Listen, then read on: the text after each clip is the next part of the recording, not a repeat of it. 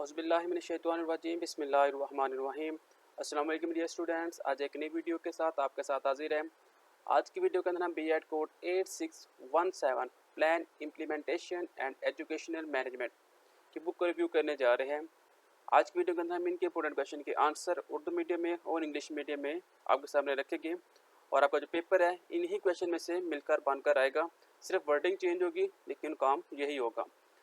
इन question में क्या होता है, हम आपको शॉर्ट वे बता देते हैं, यानी कि आपको हिंट दे देते हैं, जिससे आप कहते हैं ना हाइडिंग बना देते हैं हम, और उसके ऊपर आपने एक्सप्लेन खुद कर लेना होता है। थोड़ा सा हिंट दे देते हैं, आपने उसको एक्सप्लेन कर देना होता है। अब हम मास्टर लेवल के स्टूडेंट हैं, हम आपको एक हिंट दे दें, जैसे कि क्वेश्चन इसमें लिखा होता है कि आपने इल्म के बारे में लिखना है। हम आपको बताते हैं कि आप पहले हदीस लिखे, फिर उस हदीस की तशरीह लिखे, फिर आप इल्म के बारे में कुछ बता दें। ऐसे आपको हिंट बता देते हैं, आगे से आपने एक्सप्लेन खुद करना होता है। तो चलते अपने पहले क्वेश्चन की जानिब। क्वेश्चन नंबर 1 है, explain concept of feasibility in planning and formulation of education plan, also role of presentation. आपने कंसेप्ट बताना है feasibility का, और इसको कैसे हम प्लान कर सकते हैं, और एजुकेशन में इसका क्या किरदार है, और हमने बताना है कि एजुकेशन में प्रेजेंटेशन का किरदार क्या है। तो आंसर है जी, feasibility is the state of being easily done. Feasible एक ऐसा मरहला होता है, एक ऐसी हालत होती है जिसमें कोई भी काम बआसानी पाए तक मेरे तक पहुंचाया जाता है। किसी भी चीज़ के लागू होने का नाम, यानी कि बिल्कुल किसी भी चीज़ के ऊपर ये लागू होने के लिए फिजिबिलिटी का काम किरदार अदा करता है। It needs of feasibility, feasibility की ज़रूरत क्यों पेश आई। पॉइंट 1 है, desire to get planning right, कि जो प्लानिंग हमने की है क्या वो दुरुस्त सिमत में है, क्या उसमें फेसिबिलिटी पाई जा रही है कि नहीं पाई जा रही। पॉइंट 2 है, श्योरिटी ऑफ सक्सेस, कि जो प्लान हमने किया है क्या उसमें हमें ये चांस है, ये श्योरिटी है, गारंटी है कि हम उसमें कामयाब हो गए।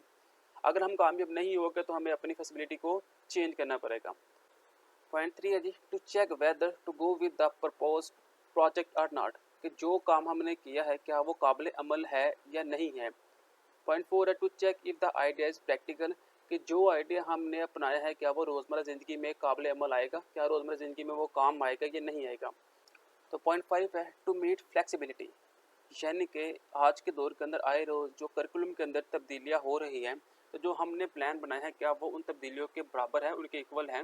यानी कि जो तब्दीलियाँ उसके अंदर हो गई है और होने वाली है, क्या हम इस काबिल है कि जो तब्दीलियाँ हो रही है हम वो कर सकें, और जो होने वाली है उसके लिए हम तैयार हो सकें। तो ये इसके 5 पॉइंट थे। नेक्स्ट आता है स्टेप ऑफ फेसिबिलिटी। पहला पॉइंट है, कंडक्ट प्रीलिमिनरी एनालिसिस, यानी कि जो प्लान आपने किया है आपने उसको पहले चेक करना है कि हम इसको रोज़मर्रा ज़िंदगी के अंदर अगर अप्लाई करेंगे तो ये काबिल अमल होगा या नहीं होगा। यानी कि अगर प्लान हम वो पहले चेक नहीं करेंगे तो हम प्लान बना के अगर रोज़मर्रा ज़िंदगी के अंदर आएंगे तो वो काबिल अमल ही ना हुआ तो वो सारे का सारा फ्लॉप हो जाएगा। इसलिए हमें पहले चेक करना पड़ेगा, एनालाइज करना पड़ेगा, दैन हम उसको रोज़मर्रा ज़िंदगी में लेकर आएंगे। तो पॉइंट नंबर 2 आ जाएगा, prepare the project income statement, यानी कि जो प्लान आपने किया है, जो आपने आइडिया आपने लगाया है, आपने उसको रोज़मर्रा ज़िंदगी में अप्लाई करके देखना है क्या उसमें कितनी इनकम आपको बेनिफिट हो रहा है और कितनी इनकम आपकी लग रही है। अगर वो जो प्लान है वो एजुकेशन सिस्टम के ऊपर है तो आपने देखना है साल के एंड के ऊपर का आपके कितने बच्चे, कितने स्टूडेंट जो से वो पास हो गए और कितने स्टूडेंट जो से वो फेल हो गए हैं। तो इसका सबसे पहले आपने प्लान और कर लेना है। नेक्स्ट पॉइंट नंबर 3 आ जाएगा, कंडक्ट अ मार्केट सर्वे, कोई भी काम शुरू करने से पहले आपने उस मार्केट का सर्वे करना है कि इस मार्केट के अंदर कौन सी चीज़ अवेलेबल है और कौन सी चीज़ अवेलेबल नहीं है। जो चीज़ अवेलेबल नहीं है आपने वो लेकर आनी है ताकि आपके मार्केट का जो मेयार है वो बढ़ सके। पॉइंट 4 आ जाएगा, प्लान द स्ट्रक्चर, कि जो काम आप करने लगे, अगर आप एक बिल्डिंग खड़ी करने लगे तो आपने पहले उसका स्ट्रक्चर देखना है कि उसकी मजबूती कितनी है, कि आपने एक मंजिल बनानी है, आपने 2 मंजिल बनानी है। अगर आपने 2 मंजिल बनानी तो आपको नीचे जो दीवारें हैं उसको आपको मजबूती के साथ खड़ा करना पड़ेगा। तो पॉइंट नंबर 5 आ जाएगा, प्रिपेयर एक्सपेंसिव एंड रेवेन्यू, कि आपने जो प्लान किया है, जो आपने मार्केट ओपन करने जा रहे हैं, आपने उसको रोज़मर्रा ज़िंदगी के ऊपर अमल करके आपने देखना है कि आपको कितना बेनिफिट हो रहा है और कितना नुकसान हो रहा है। अगर आपको बेनिफिट हो रहा है तो मीन्स कि आपने जो प्लान किया वो फैसिबिलिटी है, उसमें फैसिबिलिटी पाई जा रही है। अगर वो प्लान आपके मयार के ऊपर पूरा नहीं उतर रहा तो मीन्स के उसके अंदर कोई ना कोई चीज़ गड़बड़ हो रही है, तो आपने उसको ठीक करने की कोशिश करनी है। तो कोई पॉइंट नंबर 6 है, डिफाइन सोल्यूशन, जो चीज़ें गलत हो रही है आपने उसको ठीक करने की कोशिश करनी है। तो नेक्स्ट आ जाएगा presentation, giving of something to someone, किसी बंदे को कोई चीज़ पेश करना और किस अंदाज के अंदर आप पेश कर रहे हैं, वो जो तरीका है वो बनती है प्रेजेंटेशन। प्रेजेंटेशन मीन्स कि टेबल, कि आपके स्कूल के अंदर टेबल कैसे है, ग्राफिक्स कैसे बने हुए हैं, फाइनेंशियली स्टेटमेंट कैसी है, आप कैसे कैसे गाइड कर सकते हैं और चीज़ों किस तरह आप इम्प्लीमेंट करवा रहे हैं, ये तमाम जो कौन सी है ये आपकी प्रेजेंटेशन के अंदर आ जाएगी। यानी कि एक स्कूल है, उस स्कूल में एक पेरेंट्स टीचर मीटिंग है, तो वो जो पेरेंट्स आएंगे आपका जो अमला है वो बताएगा कि आप उसको किस तरह गाइड कर रहे हैं, ये प्रेजेंटेशन होगी। जहाँ पे वो पेरेंट्स आके बैठेंगे, आप वो देखेंगे कि किसकी सेटिंग कैसी हुई है, टेबल कैसे है, टीचर्स का रवैया कैसे है, दीवारें कैसे बनी हुई है, वहाँ पे ग्राफिक्स कैसे बने हुए हैं, ये जो तमाम चीज़ें हैं ये बताते हैं कि प्रेजेंटेशन कितनी को बनी हुई है। तो ये था हमारे पास क्वेश्चन नंबर 1। क्वेश्चन नंबर 2 है explain cycle of project, type of educational project and it's component. आपने प्रोजेक्ट बताना है और इसकी आपने टाइप बतानी है और एजुकेशन सिस्टम के ऊपर इसमें क्या क्या काम हो सकता है वो आपने बताना है। तो आंसर देने बढ़ते हैं। प्रोजेक्ट इज एन इंडिविजुअल और कोलैबोरेटिव एंटरप्राइज। जो प्रोजेक्ट है वो एक या एक से ज़्यादा लोगों का ऐसा मंसूबा होता है डेट इज़ केयरफुली प्लान्ड, जो कि बहुत ही एहतियात के साथ प्लान किया जाता है, and design to achieve a particular aim, और फिर उसको इस तरह डिज़ाइन किया जाता है कि किसी एक ख़ास मकसद को हासिल किया जाए। यानी कि 4 आदमी बैठते हैं और एक मंसूबा बनाते हैं कि हमने एक बिल्डिंग मुकर्रर करनी है, फिर उस बिल्डिंग के अंदर हम जो स्टाफ लेकर आना वो किस किस्म का होगा, और फिर वो ये तय कर लेते हैं कि हमने 1 महीने के अंदर उस स्टाफ को सैलरी भी देनी है और बच्चों को भी लेकर आना है। तो वो ये सारी मनसूबाबंदी करेंगे, देन हम अपने प्रोजेक्ट के ऊपर काम करेंगे। अब साइकिल ऑफ प्रोजेक्ट कैसे प्रोजेक्ट को हम कंप्लीट कर सकते हैं। पहला जी, सेक्टर एनालिसिस, यानी कि शोबे का आपने तजिया कर लेना है, basic systematic knowledge of project, कि आप किस किस्म का शोबा आप बनाना चाह रहे हैं, किस किस्म का प्रोजेक्ट आप तैयार करना चाह रहे हैं। मीन्स कि अगर आप एजुकेशन के ऊपर प्रोजेक्ट बनाना चाह रहे हैं तो आपको सबसे पहले एक अच्छी बिल्डिंग देखनी होगी, और वो बिल्डिंग कहाँ पे बनानी है वो भी मैयार आपने देखना है, वो अपने सोसाइटी देखनी है कि किस सोसाइटी के ऊपर हमें वो बिल्डिंग बनाने लगे हैं। आपको सबसे पहले उस एजुकेशन सिस्टम का बेसिक जो सा इल्म होना चाहिए।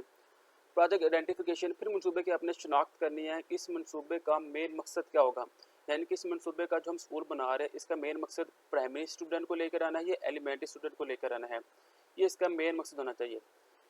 प्रिपरेशन ऑफ प्रोजेक्ट, फिर आपने मनसूबे की तैयारी शुरू कर लेनी है। जब आपने एक जगह देख लेनी है कि यहाँ पे हम अपना प्रोजेक्ट शुरू करेंगे, देन फिर आपने वहाँ पे अपनी चीज़ों को तैयार करने लग जाना है, मनसूबा तैयार करने लग जाना है। फिर आ जाएगा अप्रेजल ऑफ प्रोजेक्ट, यानी कि सिस्टमेटिक रिव्यू ऑफ प्रोजेक्ट। फिर अपने मनसूबे की तशखीस करनी है कि मनसूबे को कंप्लीट हमने कर लेना है, तो आपने दोबारा से सारा देखना है कि इसकी दीवारें ठीक है, ये जो जिस जगह में बनाया हुआ है वो एरिया ठीक है, 1 महीने के अंदर कितने स्टूडेंट आ रहे हैं। जो हमने रिपोर्ट तैयार की, जो प्रोजेक्ट हमने तैयार किया था कि 1 महीने के अंदर हमने 20 स्टूडेंट को पकड़ना है, तो क्या 20 स्टूडेंट उस स्कूल के अंदर एडमिशन लिया है कि नहीं लिया, इन तमाम चीज़ों के मतलब जानना होता है। तो नेक्स्ट आ जाएगा टाइप ऑफ प्रोजेक्ट। प्रोजेक्ट की टाइप कैसे, 3 किस्म की प्रोजेक्ट होती है। पहले है टेक्निकल, यानी कि अगर आपने एक बिल्डिंग बनानी है तो उस बिल्डिंग का आपने एक नक्शा लेना है। वो नक्शा आप किससे लेके, वो आप किसी टेक्निकल बंदे से लेके जो कि जिसने ऑटोकैड किया होगा, जो कि नक्शे बनाता होगा। तो ये हिस्सा आ जाता है टेक्निकल के ऊपर। फिर आ जाएगा फाइनेंशियल के ऊपर, कि आपने जो नक्शा ले लिया है, जो बिल्डिंग आपने तैयार करनी है, आपने उसके ऊपर देखना है कि आपकी कितनी माली मामला उसके ऊपर लग रही है। यानी कि अगर वो 50 लाख में बनेगा तो आपने अपनी इनकम देख लेनी है कि मैं कितना हिस्सा कितने महीने सेव करूँ तो मैं 50 लाख इकट्ठा कर सकूँगा। फिर आ जाएगा सोशल, यानी कि आपने जिस जगह बिल्डिंग बनानी है आपने वहाँ के लोगों के साथ रवैया अच्छा रखना है, उनसे मिलना अच्छा है, ताकि बाद में वो आपके काम आ सके। तो टाइप ऑफ एजुकेशन प्रोजेक्ट आ जाएगी। टाइप ऑफ प्रोजेक्ट कितनी है जी, वो 5 है। पहले लिखी हुई है रीडिंग राइटिंग प्रोजेक्ट, कि लिखना पढ़ना। यानी कि पहले क्या होता था कि पहले कोई प्रोजेक्ट हमने तैयार करना होता था, पहले हम उसका नक्शा लिखते थे, बनाते थे, फिर हम उस नक्शे में देखते थे कितने बच्चे आएंगे कितने बच्चे नहीं आएंगे, वो हम सारा पेज के ऊपर लिखते थे। दूसरा जाता है इंफॉर्मेशन डाटा प्रोजेक्ट। फिर हम क्या करते थे, अब चेंज हो गया, अब जो नहीं दौर चेंज हुआ तब क्या हो गया, अब हम उसकी इन्फॉर्मेशन लेते हैं कि हम ये कैसे बना सकते हैं। हम आईटी के बंदे के पास जाकर उससे इन्फॉर्मेशन लेते हैं, भाई हमने एक छत मुकर्रर करनी है, उसके ऊपर 2 या 3 कमरे हो तो हमको किस तरह से बनाना चाहिए, वो हम डाटा प्रोजेक्ट जो सा डाटा प्रोजेक्ट इकट्ठा करते हैं। फिर आ जाएगा major investigation project, make student able to draw create own question and draw conclusion. यानी कि एक टीचर जो है वो स्टूडेंट को एक प्रोजेक्ट दे देता है, यानी कुछ क्वेश्चन दे देता है कि आपने इसको सॉल्व करने हैं। अब वो स्टूडेंट खुद ही सवाल लिखते हैं और फिर उसका जवाब निकालने की कोशिश करते हैं। फिर पॉइंट नंबर 4 आ जाएगा design project, student design product design technology. कि टीचर जो सा एक प्लान दे देता है, बच्चों को प्रोजेक्ट दे देता है कि आपने प्रोजेक्ट तैयार करना है। अब वो बच्चे जो है वो किसी टेक्निकल बंदे के पास जाते हैं और वो प्रोजेक्ट कंप्लीट करवाते हैं। 5 आ जाएगा problem solving, decision making project, ख़ास मसाइल का हल को तलाश करना। प्रॉब्लम सॉल्विंग यानी कि जो आपने प्रोजेक्ट तैयार करना है उसके अंदर क्या-क्या मसले आएंगे, उसमें इनकम कितनी लेकर आनी है, उसमें स्टूडेंट को कैसे लेकर आना है, उसके अंदर आपने टीचर्स को कैसे लेकर आना है, वो तमाम आपने जो सॉल्यूशन है, इश्यू जो है वो आपने सॉल्व करने हैं और उसके ऊपर आपने एक्शन लेना है। नेक्स्ट आ जाएगा argumentation project, while detail easy about an issue, prove it right wrong with argument. यानी कि आर्गूमेंट आपने लेने हैं कि आपने जो प्रोजेक्ट तैयार कर लिया है, आप वो किसी टेक्निकल बंदे के पास जाए और उससे दिखाए कि भाई हमने ये प्रोजेक्ट तैयार किया है, तो बताए कि सर इसके अंदर कोई इशू है या नहीं है। अगर वो कहते हैं इसके अंदर कोई इशू नहीं है तो मीन्स कि आप अपना काम जारी रखें। अगर कोई कहते हैं इसके अंदर इशू है तो आप उसको ठीक करने की कोशिश करें। नेक्स्ट आ जाएगा component of a project, project के कितने कंपोनेंट हो सकते हैं। पहला justification, background inform about topic, it's correct, what is plan, what is solution, relation to government policies, assistance need. यानी कि जो आपने प्रोजेक्ट तैयार करना है, जो आपने प्रोजेक्ट लेना है, सबसे पहले उसने आपने देखना है कि ये जो प्रोजेक्ट हम तैयार करने लगे क्या ये तैयार होने के काबिल भी है कि नहीं है। फिर व्हाट इज़ प्रॉब्लम, अगर नहीं है तो इसके अंदर कौन सा इशू आ रहा है, आपने वो सोल्यूशन सॉल्व करना है। रिलेशन टू गवर्नमेंट पॉलिसी, फिर आपने देखना है कि ये जो सा मैं प्रोजेक्ट तैयार करने लगा हूँ इसके अंदर कोई गवर्नमेंट की कोई सोल्यूशन, गवर्नमेंट का कोई इशू तो नहीं चल रहा। फिर आपने देखना सिस्टम नीड कि जो आप प्रोजेक्ट तैयार करने लगे हैं आपको इसमें किसी सिस्टम की जरूरत तो नहीं है। पॉइंट नंबर 2 आ जाएगा objective and relation, mask complete करने हैं। यानी कि ऑब्जेक्टिव एंड रिलेशन मीन्स कि आपने जो मकसद आपको मिले हुए हैं आपने वो मकसद कंप्लीट करनी। यानी कि आपने एक स्कूल मुकर्रर किया हुआ है और वहाँ पे आपने कहा यह मकसद है कि हमने एक माह के अंदर 20 बच्चों को लेकर आना है, तो आपने वो मकसद कंप्लीट करना है। उसके लिए आपको एडवर्टाइजमेंट करनी पड़े, सोसाइटी के अंदर जाना पड़े, तो आपने जाना है। पॉइंट नंबर 3 आ जाएगा कॉस्ट, यानी कि वो जो प्रोजेक्ट आपने कंप्लीट करना है उसमें कितनी कॉस्ट आएगी। पॉइंट नंबर 4 आएगा आइटम वो किस किस्म की होगी, सॉफ्टवेयर होगी, हार्डवेयर होगी, कंप्यूटर उसके अंदर लेकर आने के नहीं लेकर आने। पॉइंट नंबर 5 आ जाएगा प्रोजेक्ट फैसिबिलिटी, यानी कि प्रैक्टिकल लाइफ में आपने देखना कि इसको इम्प्लीमेंट करवाने से कोई फ़ायदा भी होता है कि नहीं होता। यानी कि आपने एक प्रोजेक्ट बनाया, आपने एक ऐसी गाड़ी बना ली जो कि पानी से चलती है, जो कि आप बन भी चुकी है, अलबत्ता आपने कोई ऐसी चीज़ बना ली कि जो कि 20 साल बाद ना बने, तो आपको वो प्रोजेक्ट बनने का कोई फ़ायदा नहीं है। आपने वो काम करना है जो कि बाद में आने वाले लोगों के लिए भी फ़ायदेमंद हो, सूदमंद हो। फिर आपके पास क्वेश्चन नंबर 2। क्वेश्चन नंबर 3 आ गया जी, डिस्क्राइब प्रोजेक्ट अप्रेजियल, इट्स कंपोनेंट बताने हैं, एस्पेक्ट्स बताने हैं, टेक्निक्स बतानी है और इसके इशू क्या क्या है वो बताने हैं। सबसे पहले हम प्रोजेक्ट की डेफिनेशन कर लेते हैं। Project is an individual enterprise या फिर इरादा। प्रोजेक्ट किसी एक इनफरादी कंपनी का या फिर आदमी का काम करने का इरादा है। यानी कि एक आदमी है, उसने ये इरादा कर लिया कि मैंने ये प्रोजेक्ट कंप्लीट करना है, प्रोजेक्ट बनाना है, वो प्रोजेक्ट कहलाएगा। अप्रेजल क्या है? Appraisal is an act of assessing something someone. किसी भी चीज़ के मतलब जानना, उसके ऊपर अमल करना और उसको कंप्लीट करने का जो नाम है वो है अप्रेजल। नेक्स्ट के कंपोनेंट आ जाएंगे, something that is part of another large, किसी भी एक बड़ी चीज़ का हिस्सा कंपोनेंट कहलाता है। यानी कि नमाज जोन सी है, ये एक कंपोनेंट है किसका? इस्लाम का। जिसका इस्लाम जो है वो सबसे बड़ा है और इसका जो हिस्सा है वो है नमाज। तो नेक्स्ट एस्पेक्ट्स क्या आ जाएगा कंपोनेंट के? एस्पेक्ट्स ऑफ कंपोनेंट में पहला एस्पेक्ट्स आ जाएगा एक्टिविटीज़ टू बी डन, यानी कि सरगर्मियाँ कंप्लीट करना। वो जो प्रोजेक्ट आपने कंप्लीट करना है, बनाना है, उसके अंदर क्या क्या चीज़ें आपने लेकर आनी है वो आपने सरगर्मियाँ सारे पहले लिख लेनी है। नेक्स्ट आएगा पर्पज़ ऑफ प्रोजेक्ट, जो आप प्रोजेक्ट तमीर करवा रहे हैं या कर रहे हैं उसका पर्पज़ क्या है, उसका मकसद क्या है। नेक्स्ट आएगा प्रपोज्ड इंटरवेंटेशन, यानी कि इंटरफेरेंस चेंज इन प्लान, यानी कि जो काम आप कर रहे हैं आपको उसमें अगर चेंज करना पड़ते तो आप वो काम चेंज कर सकेगा या नहीं कर सकेगा। यानी कि एक प्रोजेक्ट आप तमीर कर रहे हैं, वहाँ पे आप 6 आदमी काम कर रहे हैं और एक दिन किसी वजह से 2 आदमी नहीं आते, तो क्या आप उन 2 आदमियों का भी काम खुद करेंगे या फिर उनके लिए कोई आदमी लेकर आएंगे? तो ये जो चेंज है ये कहलाता है propose intervention.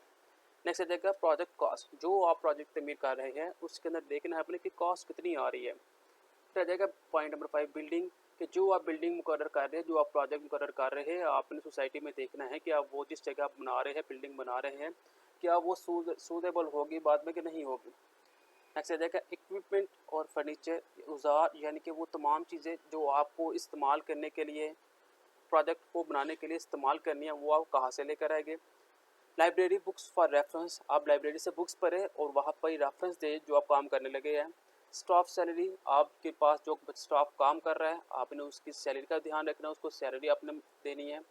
Staff development, staff को आपने डेवलप करना है, ट्रेन करना है ताकि वो आगे जो काम है वो आपको अच्छे तरीके से करके दे। प्रोजेक्ट आउटकम, आपने वो प्रोजेक्ट जो आपने बनाया है आपने उसको देखना है कि उसमें आपको कितना पैसा मिल रहा है, बेनिफिट भी कुछ हो रहा है कि नहीं हो रहा। अब तकनीक्स की आ जाएगी, प्रोजेक्ट कंप्लीट आगे बनाने की तकनीक्स में पहला आ जाएगा बेसिक कंसेप्ट है रेट ऑफ रिटर्न, कि चीज़ें कितनी आपको वापस मिल रही है, यानी कि कितना आपने खर्चा कर दिया होगा कितना खर्चा आपको वापस मिल रहा है। टाइम वैल्यू एंड मनी, यानी कि आपने जिस जगह इतना टाइम कलेक्ट किया है, टाइम लगाया है, इतने पैसे लगाए हैं, आपको कुछ बेनिफिट भी हो रहा है कि नहीं हो रहा। Presentation, present value of investment, आप लगातार पैसा इन्वेस्ट करते जा रहे हैं, कुछ बेनिफिट की भी तरफ देखिए।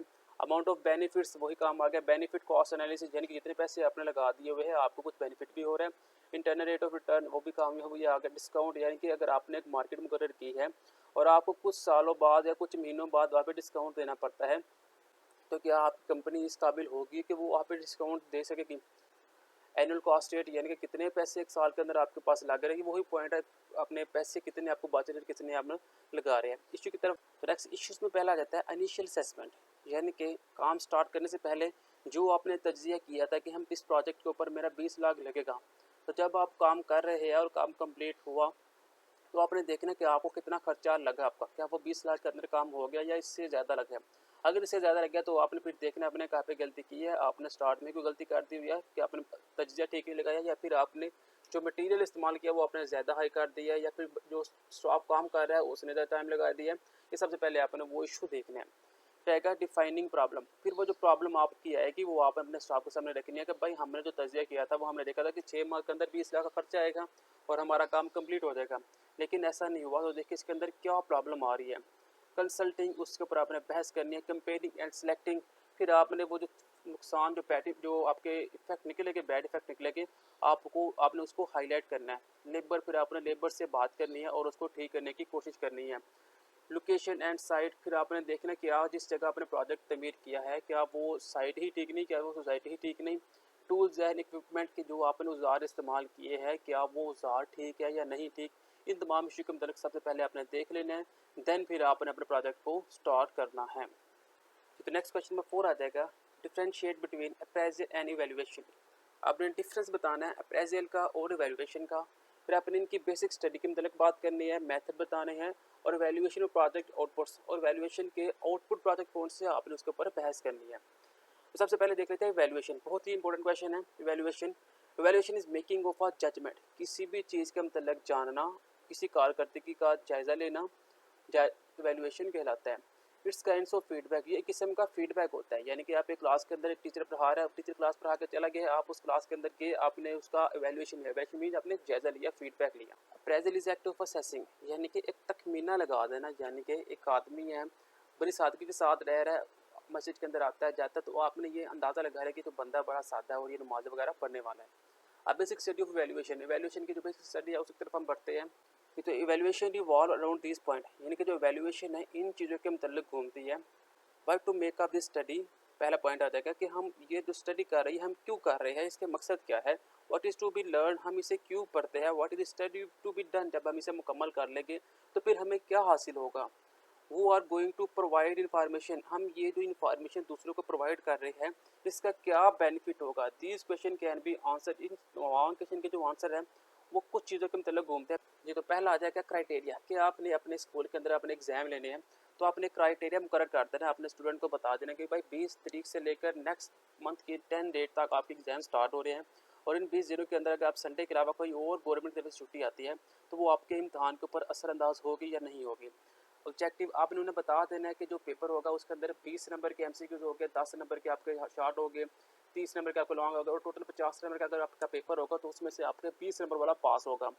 टाइमलाइन मुकर्रर कर देंगे आपने कि 20 वाला पास है और इतना टाइम होगा आपके पास। एप्लीकेबिलिटी और कंपेटेबिलिटी ये दोनों सेम सेम है, आपने इसमें बता देना है कि जो स्कूल का मयार है, यानी कि आपने ये देखना है कि 20 वाला बच्चा पास आप कर रहे हैं तो बच्चे पास हो रहे हैं या नहीं हो रहे, या फिर सारे ही पास हो रहे हैं, वो भी आपने ध्यान रखना है। वैलिडेटरी, आपने देखना है कि जो हमने स्टैंडर्ड रखा हुआ है क्या वो स्टैंडर्ड बाकी स्कूलों के मयार के मुताबिक उतरा है या कि नहीं उतरा, कि लो स्टैंडर्ड तो नहीं है।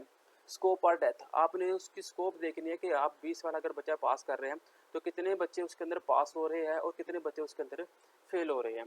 ये तो मेथड ऑफ वैल्यूएशन, वैल्यूएशन को चेक करने के मेथड क्या है। पहला चीज checking the relevance of the project, यानी कि एक प्रोजेक्ट आपको मिला है और आपसे पहले भी कुछ लोगों को प्रोजेक्ट वो मिला था। जब उन्होंने उस प्रोजेक्ट के ऊपर काम किया और जो इशू आया उन्होंने वो लिख लिया और जो रिजल्ट आया वो भी उन्होंने लिख लिया। देन वो प्रोजेक्ट आपको दिया गया और आपने जब उसके ऊपर काम किया तो अगर वही सेम इशू आपके आ रहे हैं और रिजल्ट भी वही आ रहा है, मीन्स कि आपका जो प्रोजेक्ट है वो ठीक है। यानी कि एक टीचर ने पहले आपको प्रैक्टिकल करके दिखाया कि भाई ये देखिए मैंने प्रैक्टिकल किया, इसका आंसर ये आया, और जब आपने वही प्रैक्टिकल दोबारा किया तो वही आंसर है, मीन्स कि आपका जो प्रोजेक्ट है, जो आपकी वैल्यूएशन है वो ठीक है। तो सेकंड पॉइंट आ जाएगा आइडेंटिफाई परफॉर्मेंस इंडिकेटर। सेम वही पहले वाला पॉइंट ही है कि नेचर ऑफ आउटपुट, जो आउटपुट आपको मिली, जो रिजल्ट आपको मिला वो आपकी टीचर की तरफ से कि ये आपने क्वेश्चन किया, आप जब आपने हाफ क्वेश्चन किया तो इसका ये आंसर आया, सेकंड हाफ किया तो ये आंसर आया, और टोटल आपने जब देखा तो आपका ये आंसर आया। देन आपको उसी किस्म का कोई और प्रैक्टिकल दिया गया तो जब आपने परफॉर्म किया तो जो रिजल्ट है वो सेम मिलता आ रहा है। मीन्स कि आपने अपनी स्किल यूज़ की, अपने एक्टिविटी को इस्तेमाल किया, जो टीचर ने काम करवाया था अपने मद्देनजर रखते हुए उस काम को जारी रखा, और जो आपके रिजल्ट है वो ऑलमोस्ट वही आ रहे हैं। तो मीन्स कि आपका जो वैल्यूएशन है वो मेथड जो है वो ठीक है। थर्ड आ जाएगा selected output indicator, expect result मिले है कि नहीं। यानी कि जो टीचर ने प्रैक्टिकल आपको करवा दिया है, अब आपने उसको अगेन कुछ दिनों बाद आपने बच्चों से करवाया तो क्या होगा, अगर बच्चे जो उनसे है वो आधे से ज़्यादा बच्चे वो प्रैक्टिकल परफॉर्म कर लेते हैं तो इसका मतलब है कि आपने जो मेथड बच्चों को सिखाया है वो बच्चों के माइंड में है, बच्चे काम कर रहे हैं। तो जो बाकी बच्चे रह गए उनको भी आप बाकायदा ग्रुप बना दें या फिर उनके स्टूडेंट के साथ आप दोबारा डीलिंग करें और उनको दोबारा प्रैक्टिकल करवाएं। ये थे इसके कुछ मेथड्स। ये तो नेक्स्ट क्वेश्चन नंबर 5 आ जाएगा, explain school mapping. School mapping के ऊपर आपने एक्सप्लेन करना है एंड स्टैंडर्डाइजेशन इन डिटेल, और उसका स्टैंडर्ड क्या होना चाहिए उसका मतलब आपने एक्सप्लेन करना है। ये तो आंसर में बढ़ते हैं, school mapping is a technique and procedure use to estimate future education requirement at local level and work out what needs to be done to meet them. यानी कि स्कूल मैपिंग एक ऐसी तकनीक, एक ऐसा तरीकाकार है जिसका इस्तेमाल करके आप मुकामी सतह पर, लोकल एरिया के ऊपर आप इसका इस्तेमाल करके तलीम की जो बुनियादी ज़रूरियात है ना उसका आप अंदाज़ा लगाते हैं, फिर उसको पूरा करने की कोशिश करते हैं।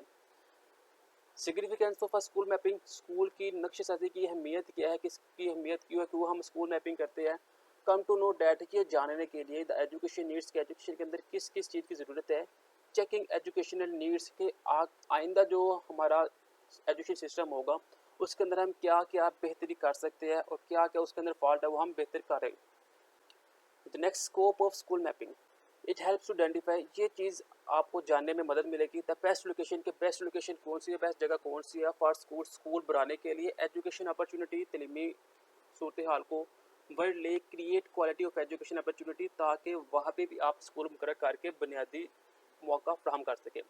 यानी कि जब आप सिग्निफिकेंट अहमियत इसकी जान लेंगे कि किस किस चीज़ की हमें ज़रूरत है, किस चीज़ की ज़रूरत नहीं है, देन आपको ये फ़ायदा हो जाएगा कि आपको आइडिया हो जाएगा कि जहाँ पे हमने जो स्कूल मुकर्रर करना है क्या वो प्राइमरी लेवल का होना चाहिए, सेकेंडरी लेवल का होना चाहिए। आपको ये चीज़ें सीखने में आसानी हो जाएगी। ऑब्जेक्ट ऑफ स्कूल मैपिंग, अब स्कूल मैपिंग का मकसद क्या है। टू एनालाइज एजुकेशन सिचुएशन, कि आपने एनालाइज करना है, आपने अंदाज़ा लगाना है कि यहाँ पे स्कूल है या नहीं है। अगर स्कूल है तो वहाँ पे बेंचेस है, टीचर है, स्टूडेंट है, दीवारें जो सी है वो ठीक है, पंखे चलते हैं, इन तमाम चीज़ों के मतलब आपने एनालाइज करना है। तो दूसरा मकसद आ जाएगा to plan education policy, education policy अपने बनानी है। ये इसका दूसरा मकसद आ जाएगा कि हमने एक साल हमने कब शुरू करना है, कब हम इसको ख़त्म करना है, और एक साल के अंदर हमने कितना कोर्स बच्चों को पढ़ाना है। ये तमाम क्या आ जाएगा, प्लान पहले इसके अंदर आ जाएगा।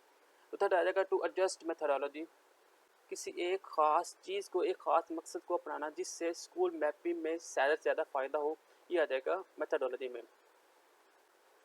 तो पॉइंट 4 आ जाएगा to allow a better utilization of scarce resource, वो चीज़ें जो आपके पास कम है उसको किसी ऐसे तरीके के साथ आप इस्तेमाल करें कि आप उससे फ्रूटफुल मकसद हासिल कर सकें, यानी कि कम रिसोर्स से आप ज़्यादा जो सा बेनिफिट हासिल कर सकें।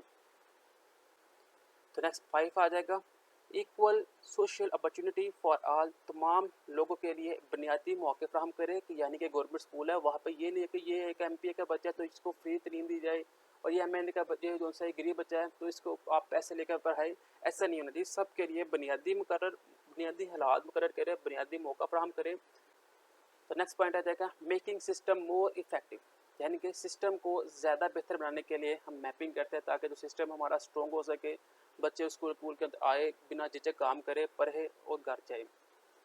Next step of school mapping आ जाएगी। स्कूल मैपिंग के स्टेप्स क्या है? पहले जी बेसिक एजुकेशन है कि आप उनको बेसिक एजुकेशन दें, फिर साइंटिफिक आउटलुक, साइंटिफिक एजुकेशन दें, असेस रिक्वायर्ड रिसोर्स, फिर वो जनरल नॉलेज दे कि जो बच्चे हैं वो एक तरह से तैयार हो सके। तो नेक्स्ट आता है कैचमेंट। कैचमेंट क्या होता है? It is a geographical area. ये एक ऐसा एरिया होता है that is serve by a school, जो कि स्कूल को इज्जत देता है, समझ रहे, स्कूल को कोई चीज़ देता है, यानी कि एक ऐसा एरिया जहाँ पे कुछ लोग रहते हैं और वो वहाँ पे खुद स्कूल बनाते हैं और फिर वहाँ पे अपनी जो सी है ना फ्राइज अपने सर अंजाम देते हैं, यानी खुद एक टीचर वहाँ पे बनते हैं, वो बच्चों को लेकर आते हैं और खुद उनको पढ़ाते हैं और उनको एक अच्छा शहरी बनाने की कोशिश करते हैं। जो नेक्स्ट पे आ जाएगा स्टैंडर्डाइजेशन। स्टैंडर्डाइजेशन होता है मेयार बंदी, act of comparing to a standard, यानी कि आपने अपने स्कूल का एक मेयार मुकर्रर कर लिया कि हमारे पास जो बच्चे हैं अगर वो उन्होंने 9th क्लास में एडमिशन लेना है तो उनकी 8 क्लास के इतनी परसेंटेज नंबर होने चाहिए, ये हमारे स्कूल का मेयार है।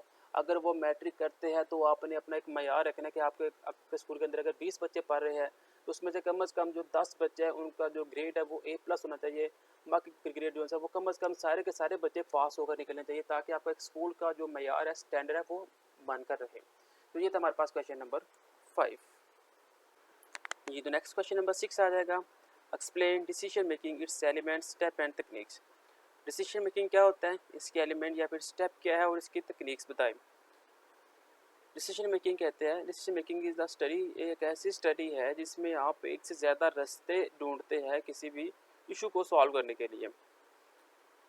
इसके एलिमेंट क्या है जी? पहला है गोल्स, दूसरा है इन्फॉर्मेशन, फिर डायग्नोसिस है, 4 में अल्टरनेटिव आ जाएगा, 5 में स्टेट ऑफ नेचर आ जाएगा, 6 में मेथडोलॉजी आ जाएगा, 7 में वैल्यूज़ और एंड पे डिसीजन। इसके सादा सी मिसाल, बिल्कुल सादा और सिंपल मसाला आपको इंशाल्लाह समझ आ जाएगी और आप इसी को मिसाल को अपने लफ्ज़ के अंदर लिख सकते हैं। इनका आपके पास 4 पर्सन है और आपके पास एक 100 रुपीज़ है। अब आपने प्लान करना है, आपसे कहा जाता है कि आपने ये जो 100 रुपीज़ है इन चारों पर्सन में इक्वली डिवाइड करने हैं। तो पहला स्टेप आ गया गोल। गोल क्या है कि आपने क्या करना है, आपने इक्वली डिवाइड करना है। इन्फॉर्मेशन क्या मिली आपको कि आपने 4 पर्सन को इक्वली डिवाइड करनी है 100 पे। डायग्नोसिस, सोल्यूशन आपने क्या ढूंढा कि मैं इन चारों पर्सन को 30 चीज़ दूंगा तो मेरे पैसे मुकम्मल हो जाएंगे, लेकिन जब आप 30 चीज़ देंगे तो वो 120 चला जाएगा। आपने अल्टरनेटिव मेथड यूज़ करना है, यानी कि आपने 25-25 देने हैं। स्टेट ऑफ नेचर क्या होगी, आपने ये माइंड बना लिया कि आप उन्होंने 25-25 देने हैं। मेथडोलॉजी में आप ये और वैल्यू ये दोनों सेम है, इसमें आप ये कह सकते हैं कि आपने ये माइंड बना लिया कि आपने एक 20 का नोट देना है और एक 5 का नोट देना है, 5 का आपने सिक्का देना है, या फिर आपने 5-5 के ही 5 सिक्के देने हैं। ये आपने इसमें बेहतर अप्लाई करना है। और डिसीजन में आपने ये डिसीजन ये डिवाइड कर लिया, डिसाइड कर लिया आपने कि मैंने एक 20 का नोट और एक 5 का नोट देना है और ये 25-25 करके चारों पर्सन के ऊपर इक्वली डिवाइड हो जाएगी। आपने जो स्टेप लिखे हुए हैं, स्टेप वही है जो मैंने ऊपर आपको बता दी है। अगर क्वेश्चन काफ़ी लेंथी है और आपके पास मवाद कम हो तो आप इसको अपने लफ्ज़ के अंदर लिख सकते हैं। अब तकनीक्स कौन इस्तेमाल होती है, पहले आ जाएगी जजमेंट तकनीक। सबसे ज़्यादा जो कारगर तकनीक है और ज़्यादा यूज़फुल जो तकनीक है ना, वो जजमेंट तकनीक है। जजमेंट तकनीक है, आपने ये जज कर लेना है कि जो मैं अब ये रास्ता निकाल रहा हूँ, जो मैं रास्ता मैंने निकाला है, क्या इसके ऊपर अमल करके हमें कोई फ़ायदा होगा या नहीं होगा। या फिर आपने ये जज करना है कि आपके पास जो 2 आदमी आपके पास है कोई लेकर आए हैं, आपने जज किया कि डिसीजन किसका सही है, कौन सा इसके ऊपर हक में है। सेकंड रहेगा प्रिंसिपल ऑफ मैनेजमेंट, आपने मैनेज कैसे करनी है चीज़ों को। Take the process decision making, कि आपने लोगों को बताना है, अपनी मैनेजमेंट को बताना है कि आप डिसीजन कैसे ले सकते हैं, आपने उनको वो तरीके बताने हैं। थर्ड आ जाएगा बिहेवियर तकनीक, read behaviour and make decision. Behaviour तकनीक मीन कि आपने उनका बिहेवियर भी चेक कर लेना है, क्योंकि अक्सर जो स्टूडेंट आपके पास आते हैं ना, उनके बिहेवियर से आपको पता चल जाता है कि किसी बच्चे ने शरारतें की है कि नहीं की। आप वो बिहेवियर रीड करके आप ये डिसीजन करने के काबिल हो सकते हैं कि इस बच्चे ने शरारत की है कि नहीं की। तो ये था question number 6। Next question number 7 आ जाएगा, explain communication, motivation and human relationship. Communication क्या होता है, मोटिवेशन क्या है और इंसान का रिलेशनशिप क्या होता है। तो पहले देखते हैं कम्युनिकेशन क्या है। Communication is the importing exchanging of information और न्यूज़। मवासलात, मालूमात या खबरों की फ्राहमी का जो तबादला है, तरीका है, उसे हम कहते हैं कम्युनिकेशन। यानी कि हमने इस शहर में बैठे, गुजरावाला में बैठे हुए हैं, तो हमने लाहौर में बात करनी है, या तो हम यहाँ से इसको बता दें कि भाई लाहौर में गुजरावाला में ये मौसम है, लाहौर में ये मौसम है। तो ये क्या होगा, कम्युनिकेट हो रही है हम एक दूसरे के साथ। Motivation reason for behaving in a particular way. हौसला अफजाई किसी खास तरीके से बर्ताव करने की वजह। मोटिवेशन की यानी कि किसी को देख के अपने आप के अंदर इससे मोटिवेट होकर कि मैंने ये अपने आप के अंदर ये तब्दीली लेकर आनी है, ये मोटिवेशन होता है। कम्युनिकेशन चैनल किस किस्म के हो सकते हैं जी? आप कम्युनिकेट हो सकते हैं फेस टू फेस, आप बात करके भी कम्युनिकेट कर सकते हैं, वीडियो कॉन्फ्रेंस के साथ भी, ईमेल, ऑडियो, चैट के साथ। ये काफ़ी ज़्यादा लिखे हुए पॉइंट यहाँ से आप ये देख लीजिएगा, ये आसान है बिल्कुल। अब मेजर प्रॉब्लम क्या है? अभी में प्रॉब्लम क्या है? फीडबैक। अक्सर क्या होता है, अक्सर जब आप आपकी क्लास के अंदर पढ़ा रहे होते हैं, आप स्टूडेंट से कहते हैं जी हमें फीडबैक दे, क्लास में आपको किस चीज़ की समझ आई किसकी नहीं आई, तो वो फीडबैक देने लगते हैं। तो क्या होता है, कभी नेट का इशू होता है, कभी स्टूडेंट ही नहीं देते। ये इशू आता है नॉइज़ का। जब आप पढ़ा रहे होते हैं या काम करवा रहे होते हैं तो पीछे से किसी की आवाज़ें आना, ये भी नॉइज़ का इशू आ जाता है। इंटरफेरेंस, जब आप काम कर रहे हो कोई दूसरा बंदा या तीसरा बंदा लास्ट में अंदर पावर आएगा, ये इंटरफेरेंस होता है। इसके मेजर प्रॉब्लम्स हैं। अब मोटिवेशन की काइंड्स कौन कौन सी होती है? अचीव मोटिवेशन, यानी कि कामयाबी हासिल करने की आपके अंदर मोटिवेशन, हौसला अफजाई है कि मैंने ये कामयाब करना है, मैं कामयाबी हासिल करनी है, कुछ भी हो जाए। एफिलिएशन मोटिवेशन, वाबस्तगी की हौसला अफजाई, यानी कि आपने एक टीचर को अपना आइडल मान लिया, अब वो जिस तरह वो चल रहा है आपने अपने अंदर वो चेंजिंग लेकर आनी है, आप उसके, क्योंकि आप उसको अच्छे लगते हैं, वो आपको अच्छे लगते हैं। कम्पिटेंटेंस मोटिवेशन, काबिलियत की हौसला अफजाई, यानी कि किसी को इस काबिल कहना कि उसकी वो कोई स्टूडेंट अगर ऐसा है कि वो उसके अंदर कुछ काबिलियत है तो आप उसे मोटिवेट करें कि भाई आपके अंदर ये काबिलियत है, आप मैथ के अंदर जाए, फिजिक्स के अंदर जाए, तो इससे भी उसके अंदर मोटिवेशन पैदा होती है कि मेरे टीचर्स मुझे कहते हैं कि मोटिवेट कर रहे हैं तो मुझे इस अंदर आगे जाना चाहिए। Power motivation, attitude motivation, fear motivation, ये सारी चीज़ें आ जाएगी। जो इसमें मेन दो चीज़ है वो है कि इंस्ट्रिंसिक डेवलप फॉर इनसाइड, यानी कि इंस्ट्रिंसिक मोटिवेशन और एक्सट्रिंसिक मोटिवेशन।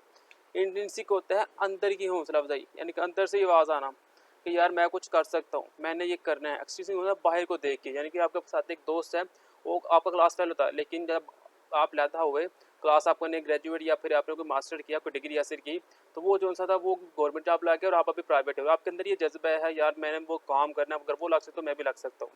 ये दो मेन होती है। नेक्स्ट रहेगा ह्यूमन रिलेशनशिप। क्या है? Is interaction of a person, किसी ऐसे आदमी के साथ लगा हो जाना with another are very important to success in life. वही काम आ गया, यानी कि आपने किसी ऐसे पर्सन के पीछे आपने लग गया कि जो कि कामयाब हो चुका हुआ है, तो आप उसको अपना आइडियल मान के भी आप उसके पीछे लग गए थे कि मैंने भी उसके साथ कामयाब होना ही होना है। प्रिंसिपल ऑफ ह्यूमन रिलेशनशिप कौन कौन से हो सकते हैं? Seeing one self through the eyes of other. अपने आप रिलेशनशिप कुछ ऐसी इस वजह से कायम करते हैं कि वो दूसरों की नज़र में अपने आप की वैल्यू देखना चाहते हैं। सेल्फ रिलेशनशिप, खुद शनासी, यानी कि अपनी आप से वो मोहब्बत करने लग जाते हैं। कंसल्टिंग, मुशावरत करते हैं उस किसी आदमी के साथ, फिर उसकी ताकि मैं आइडिया लगा सकूं कि ये मेरे बारे में क्या ख्यालात रखता है।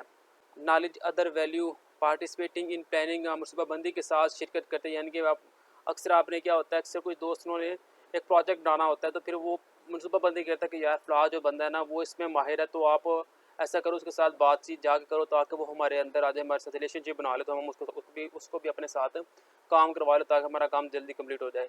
काइंडनेस हो जाता है कि अगर आप रोड के ऊपर कोई एक्सीडेंट हुआ तो आप भागे भागे उसके पास गए, उसको बचाया, तो इससे भी आपके दरमियानी रिलेशनशिप बन जाता है। ऑप्टिमियम, कम्युनिकेशन, इवैल्यूएशन, खुद शनासी या फिर बेहतरीन मवासलात, ये रिलेशनशिप के कुछ मरहले आ जाते हैं। अब इसकी भी कुछ लिमिटेशन होती है। पहले आ जाएगा इनका तासुबात, रिस्ट्रिक्शन टू चेंज। तासुबात मीन्स कि मैं चौधरी तो मैं बस चौधरी के साथ बैठूंगा, मैं मुगलों के साथ बैठूंगा, ये लिमिटेशन आ जाती है। फिर वो आपस में बैठते रहे कि ये चौधरी है और मैं मुगल, मैं इसके साथ नहीं बैठ सकता, मुँह मारी हो जाती है। रिस्ट्रिक्शन टू चेंज, तब्दीलियों की पाबंदी, यानी कि एक दो भाई है आपस में, एक जोन से एक कामयाब होगा, दूसरा जोन सा कामयाब नहीं हो रहा, तो वो दोनों दूसरा जोन सा वो पहले के साथ जेलस होगा, इसमें भी उनमें लिमिटेशन आ जाएगी, वो मिलना जुलना छोड़ देगा। ईगो आ जाती है इनके दरमियान। एक्सपेक्टिंग मच फ्राम अदर्स, दूसरे से बहुत ज़्यादा तवक्कात कर लेते हैं कि यार ये मगर मैं इसको काम सिखा दूँ तो मुझसे आगे चला जाएगा, मैंने इसको काम सिखाना। लुकिंग फॉर आइडियलिज्म की तलाश करनी शुरू कर देते हैं कि भाई मैंने इसको कोई आइडिया दिया तो ये कामयाब होगा तो मैं इसे कामयाब होते नहीं दे सकता। ये कुछ लिमिटेशन आ जाती है। बहुत ही आसान सवाल है और बहुत ही इंपॉर्टेंट क्वेश्चन है, अक्सर ये पेपर में आ जाता है।